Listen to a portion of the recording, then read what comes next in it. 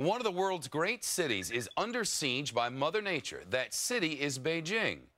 And as it prepares to host the 2008 Summer Olympics, it's also dealing with a very real possibility of being smothered in a sea of sand. The desert is the Gobi, the fourth largest on this planet. It's already consumed villages. Now it's spreading south at what scientists call an alarming rate. Even efforts to build this great green wall may not be enough to hold back a sandscape of 500,000 square miles. That's almost twice the size of the state of Texas, and it's growing. Jonathan Hunt with the news live again tonight from Beijing. Jonathan.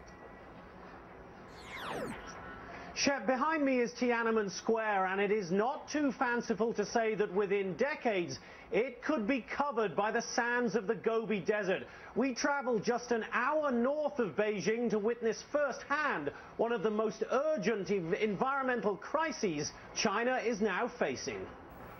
This is the leading edge of the desert, continuing its seemingly unstoppable march across the Chinese countryside. This is Longbaoshan, the next village in its path, and just 70 miles beyond this is the capital, Beijing. And at the rate the desert is advancing, residents of the capital, which already suffers regular sandstorms, could soon be living like Yu Guiha in Longbaoshan village, sweeping the sand from her home several times a day. At the root of the alarming desert spread that has already swallowed hundreds of villages across China are farming methods that haven't changed in centuries. Just a few years ago, this was perfectly good arable land. But dirt-poor farmers desperately trying to make a living have led to overgrazing and the stripping of all vegetation. It is a perfect storm that is creating a dust bowl, the like of which will dwarf anything seen in the US in the 1930s. The Chinese government is trying to tackle the crisis through massive tree planting campaigns, building a new green Great Wall of China to hold back the shifting sands. But for residents of villages like Longbaoshan, the sands of time are running out.